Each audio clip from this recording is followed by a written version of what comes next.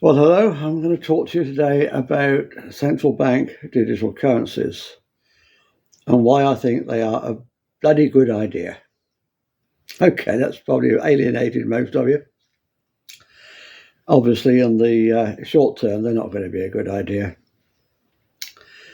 They're going to limit our freedoms considerably. But being a chess player and being used to thinking several moves ahead, I can see that the globalist elite they're really playing into our hands with this. Hopefully they don't see it yet. So what am I talking about?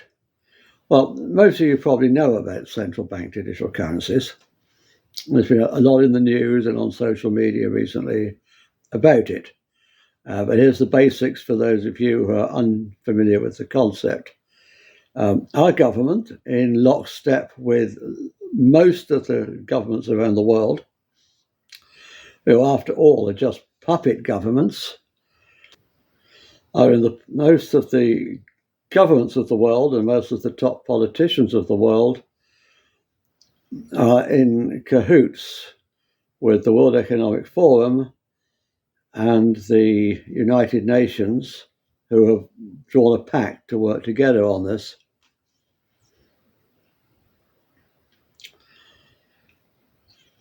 To bring in programmable, this is the word, programmable, this is the key word, central bank digital currencies. Rishi Sunak here in Britain wants to bring in a digital pound. And lots of other countries around the world, most of them are going to be bringing in their own, or trying to bring in their own digital currencies. Now, I've got nothing against cryptocurrency, and we'll talk a bit about that later. The great thing about cryptocurrencies is that they are decentralized and secure and private. The central bank digital currencies will be the exact opposite. They will not be private, and they will be centralized, run here in Britain by the Bank of England, under the control of the government. It's this word programmable. You can program the money, so you can only do certain things with it. The government can program them, not us. The government can program the money so we can only do certain things with it.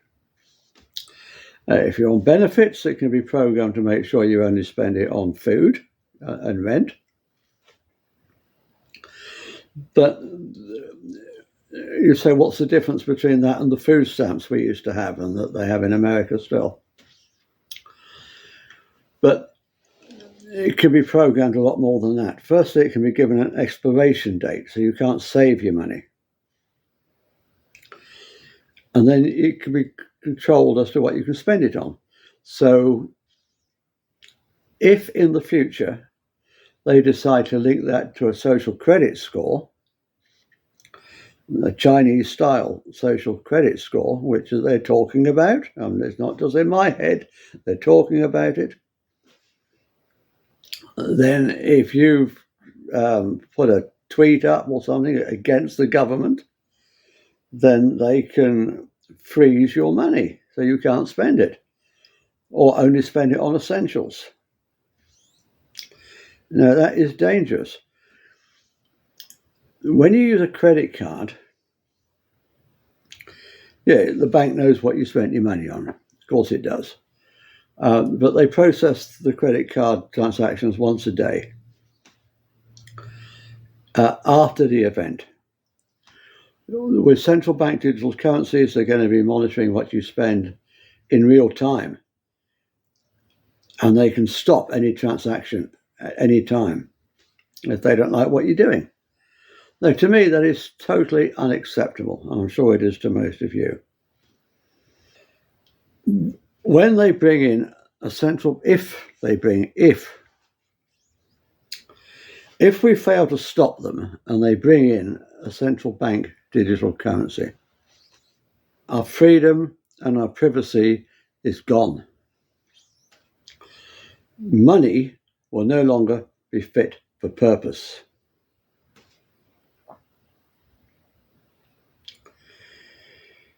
So, why do I think that's a good thing? I started off this show tonight by saying that I think it's a good thing. So let me explain why I think it's a good thing. Because I want to bring in a new world, a new system where we don't use money. So I've written a couple of articles. Well, there's a couple of chapters in my book that I've shortened and turned into articles on my website, and I just want to read these out to you first as to why we don't need money. And when I say we don't need money, I am not saying, please don't get confused, I am not saying we don't need cash. As long as we still have money, we definitely do need cash. Cash has the great advantage of being anonymous. But cash is still money. And money, as I've said many times on this show, and I say in my book, I say on my website, is the root of all meanness. So let me just explain that. Let me read the article. We're trying to build a world where people earn respect and status according to what they put into society instead of what they take out for themselves. The focus has to be on how much we can give, not on how much we can get. Money is about meanness, and so is barter. Don't start thinking we can go back to barter. Barter's just as bad. Money is about meanness. It's really just a way of saying, I will only give you this if you give me that. But is it really human nature to be so mean? Or have we been conned somewhere along the line? Have we been instilled with a fake, unfounded fear? A fear that enables the globalist elite to control us. So what would happen if we tried something different?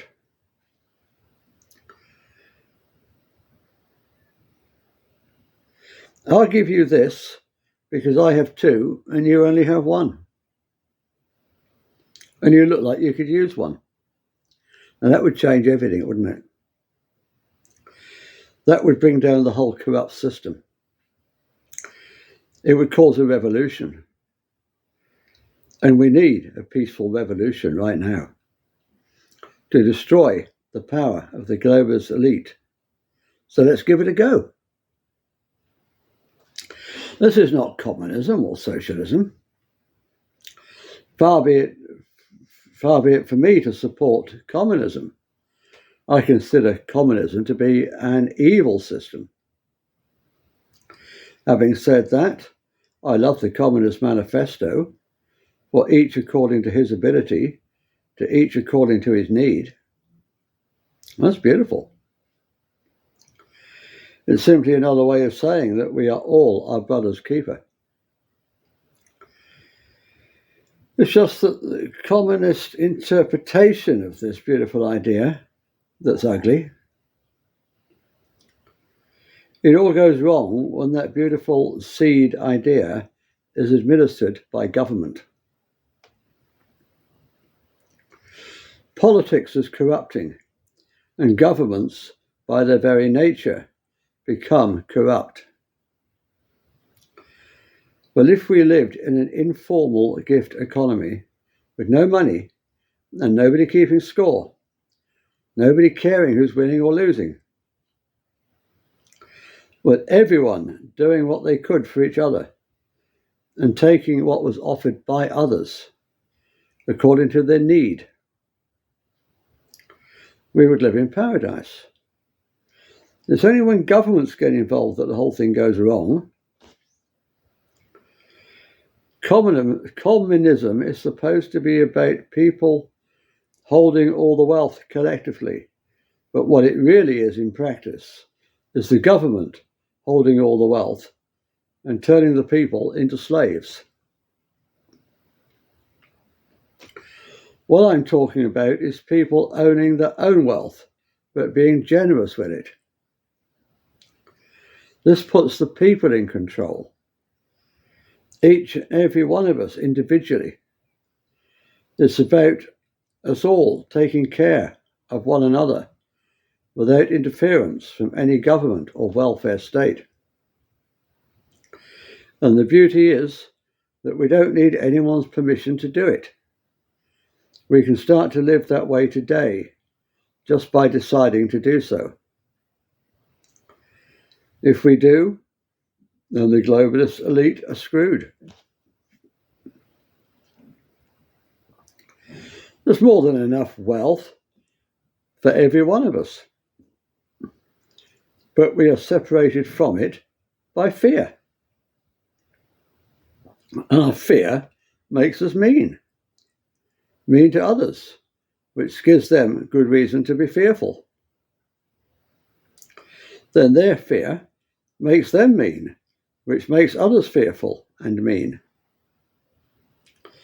And around we go on the everlasting, ever-perpetuating carousel of fear until somebody shouts, "Stop!"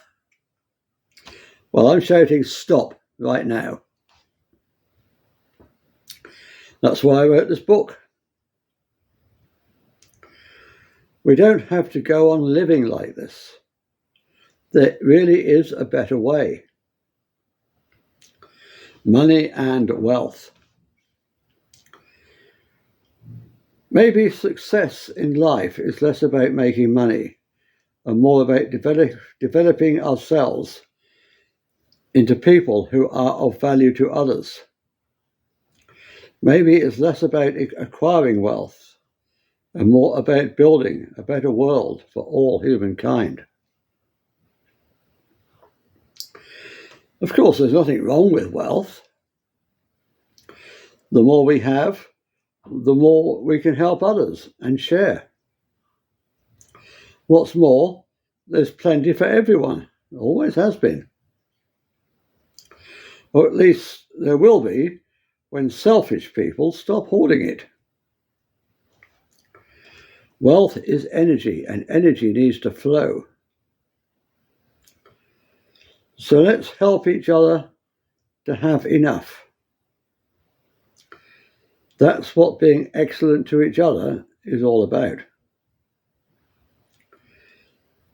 Nobody ever needs to live in poverty, and it's up to every single one of us to ensure that nobody ever does live in poverty.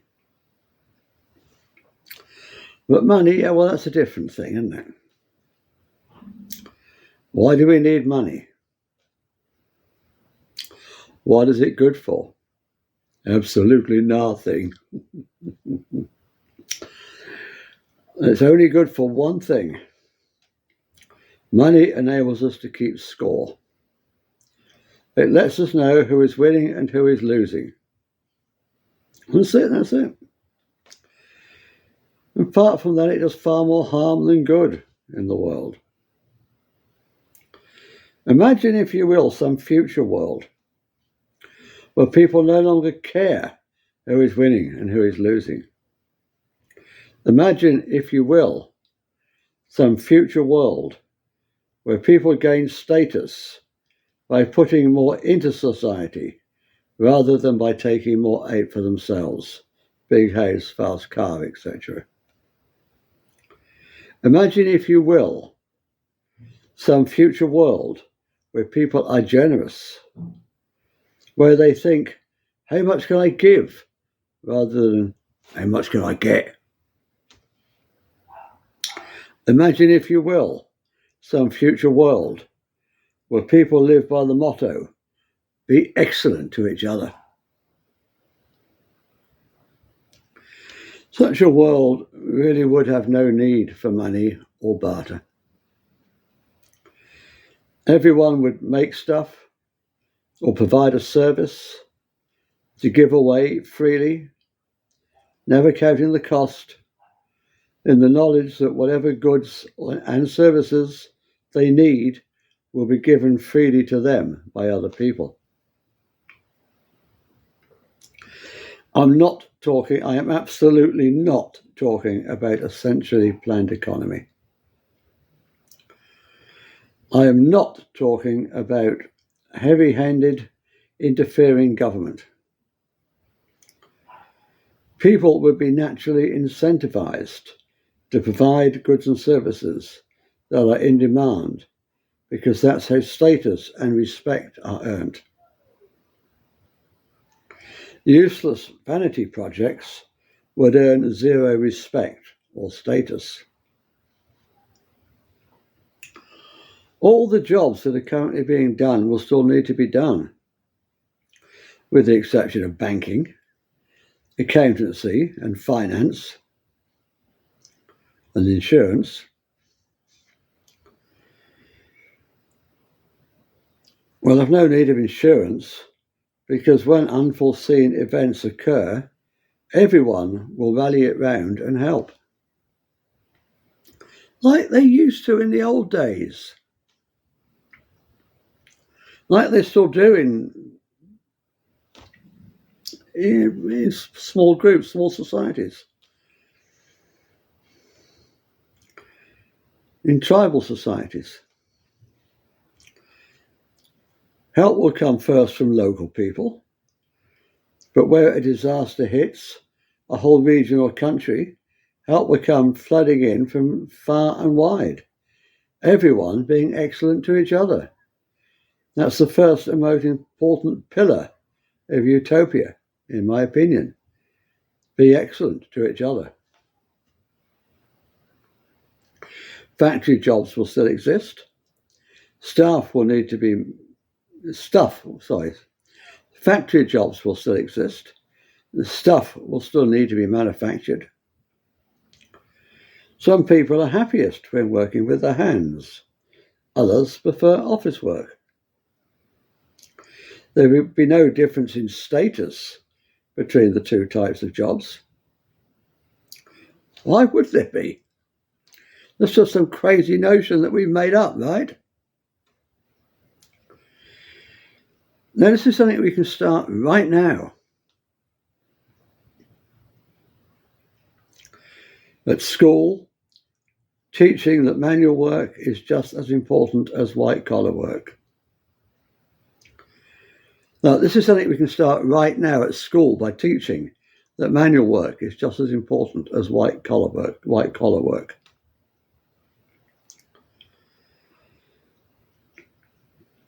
This is something we can start right now at school by teaching kids that manual work is just as important and just as valuable as white-collar work.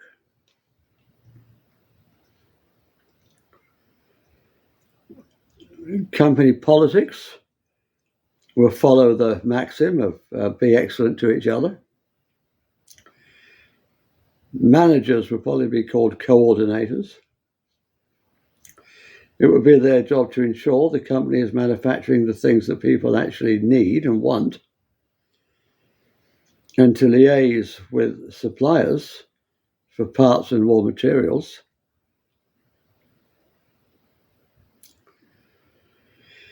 Now, I said in the article here, and don't forget I wrote this, 6-7 years ago, the world is not ready for such a system yet. Too many people are too shallow and too greedy for such a system to work.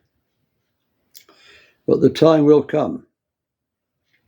Now, I'm going to amend that, because I really think that this central bank digital currency that will make money unfit for purpose will make people want to look at a different system. It's going to force people's hand to look at such a system.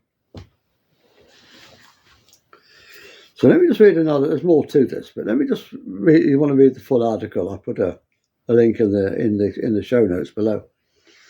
Let me just read something else to you.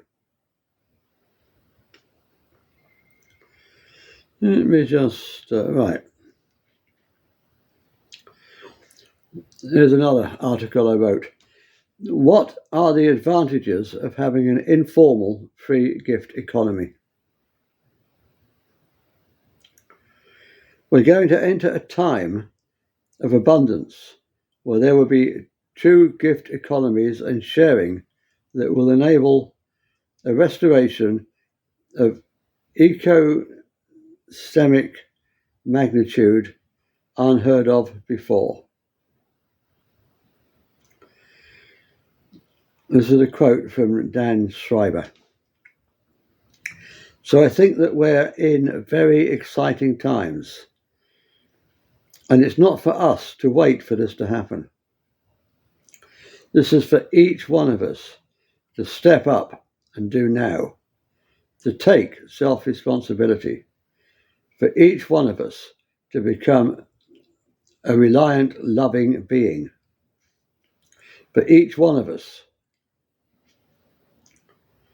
to step up and fulfill the roles of being human on this earth and act as part of this living biocircuitry of this living matrix we call Earth.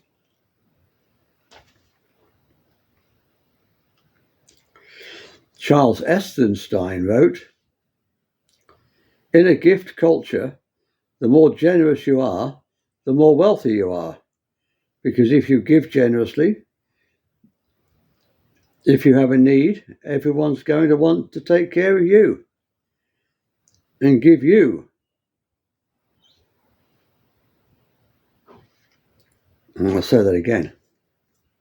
In a gift culture, Charles Elstenstein wrote, "In a gift culture, the more generous you are, the more wealthy you are. Because if you give generously, then if you have a need, everyone's going to want to take care of you."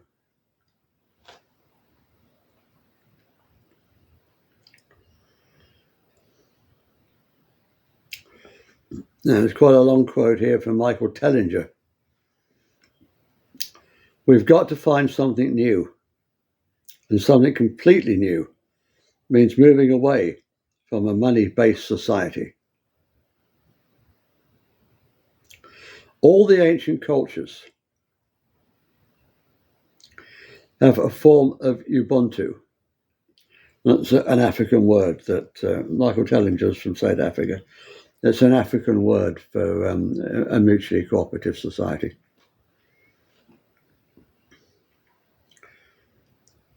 Communities that work as a united, unified community of individuals for the greater benefit of all the people in that community. And for that, you don't need money. No money, no barter, no trade, no value attached to anything. Where everybody contributes their God-given talents or acquires skills to the greater benefit of all in the community. They all talk about the same thing. Communities that work as a united, unified community of individuals for the greater benefit of all in the community. Money does nothing. People do everything. People plot. People build the rockets. People solve the mathematical equations. People have a capacity for infinite love. People have a capacity for infinite love. Money does nothing. All that money does is create the obstacles and the hurdles for people from attaining the food and the technology and the infinite love. Money gets in the way of everything. It's the absolute tool of control and the obstacle of progress. The sooner we realize it, the sooner we can get ourselves out of this money matrix. So the only way to get over this is still Michael Tellinger. So the only way to get over this is to get rid of money. There's no other way. And that is the way I suggest as a brand new way for the future, not just a repetition of the same old mistakes, a complete moneyless society that I call contributionism. Michael Tellinger calls it, this is me now, Michael Tellinger calls it contributionism. I call it an informal free gift economy. Informal because there's no government control, no government interference. This is not communism, where a strong government becomes the tyrant. This is just peer-to-peer generosity that really empowers the people on the ground. Free gift because we give generously without counting the cost and without asking for any reward. Don't pay me back, pay it forward. I do that now. If I do something for somebody else, I don't pay me back, pay it forward by helping somebody else. We can all start doing that now, today. What goes around comes around. I'm talking about a society where people gain recognition, not from how much they take out, but by how much they put in, how much they contribute to the lives of others. We've got to stop bean counting. We've got to stop keeping score. We've got to get rid of this fear that somebody's going to get one over on us. Wouldn't it be wonderful if we could all help one another to thrive instead of trying to thrive at each other's expense? Wouldn't it be wonderful if we helped the Joneses keep up with us? But money is all about meanness. It really is just a way of saying, I will only give you this if you give me that.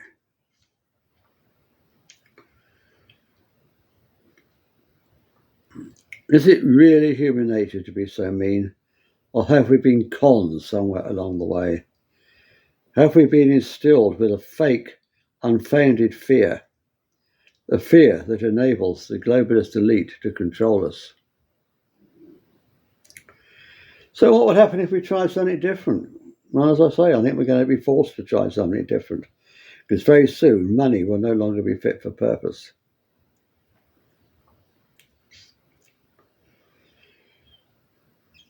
So let's try, I said this in the other article, didn't I? I'll give you this because I have two and you have none and you look like you could use one. That would bring down the whole corrupt system.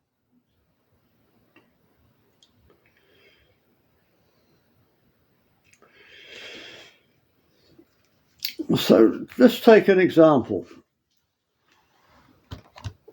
We've got a central bank digital currency.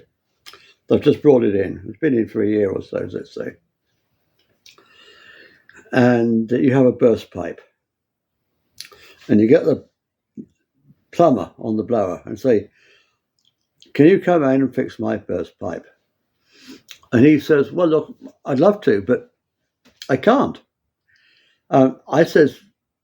I said something against the government on Facebook, and now I can't receive any more digital currency. They've closed me down.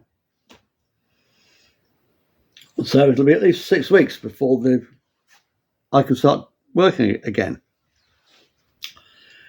And you say, well, hang on. I'm an electrician.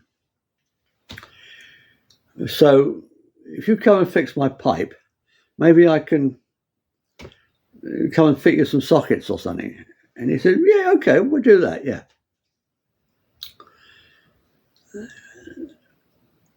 Now take that forward a little bit further, and somebody else phones up and says, can you come and do a job for me? And I'm an electrician and I can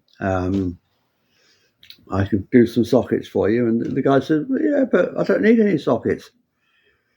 He said, well, what do you need? He says, well, my garden needs doing, but my lawn needs cutting. Okay. Well, I've got a friend who runs a gardening company, So if I got him to do your lawn, would you fix my burst pipe? Yeah, I could do that. So then he phones his mate up and he says, look, can you go and do this gardening job for a friend of mine? And I'll do something for you. And it gets bigger and it gets bigger and it gets bigger, and the network gets bigger and bigger. And soon you've got the whole town involved, because everyone's being messed about by the digital currency. They don't want anything else to do with it.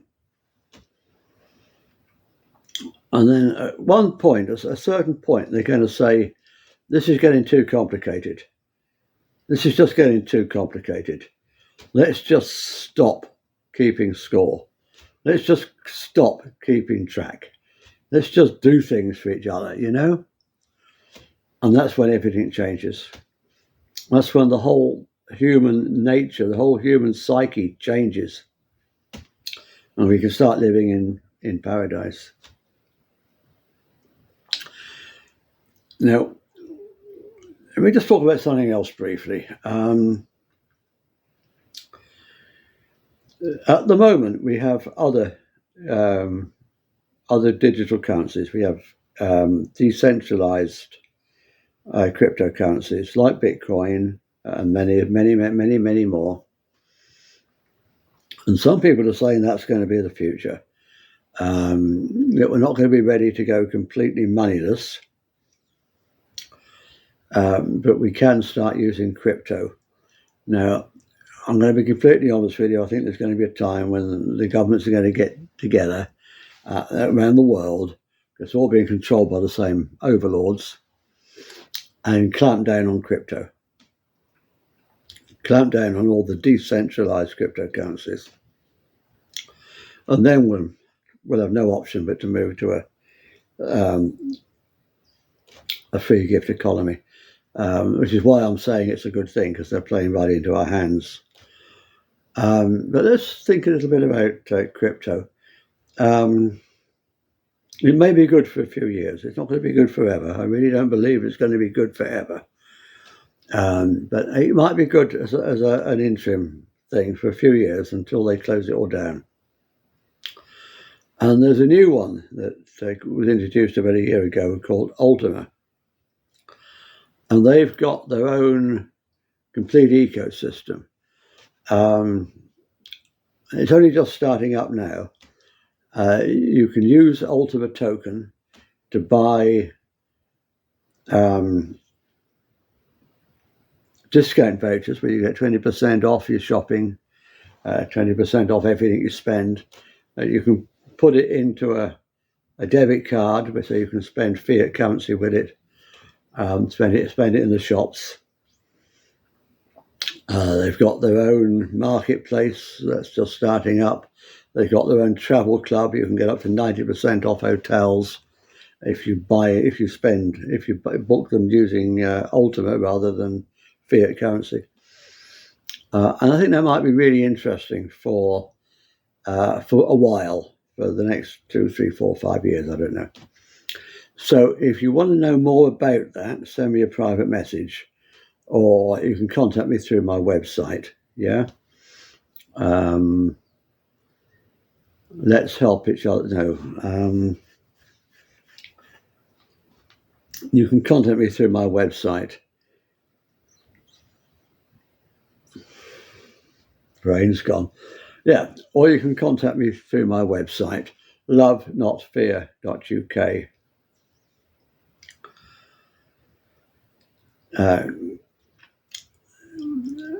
As for the don't pay me back, pay it forward idea, where no money changes hands, and obviously people will offer to pay any, while we're still living in a dual economy, some free gifts, some money, then it'd be acceptable for people to pay your expenses. Using the electrician example again, if you want to have some sockets fitted, the electrician will do it for nothing, but you pay for the sockets. You know, if you pay the more materials. So if you want to get involved in that kind of thing now, there's an online group, which I've only just set up, so it's brand new. Go to letshelpeachothertothrive.org. It's all one word, letshelpeachothertothrive.org. Sign up on the website there and become part of that. And we're also looking for regional coordinators. So if you want to do that, you want to step up to the plate and help coordinate local Let's Help Each Other to Thrive, don't pay me back, pay it forward events where you live, then that'd be absolutely fantastic. I'll put all the links below in the show notes. So just to recap, when you hear about these central bank digital currencies, don't freak out, don't panic, because I really think in the long term, it's going to work in our favor. Okay. Namaste.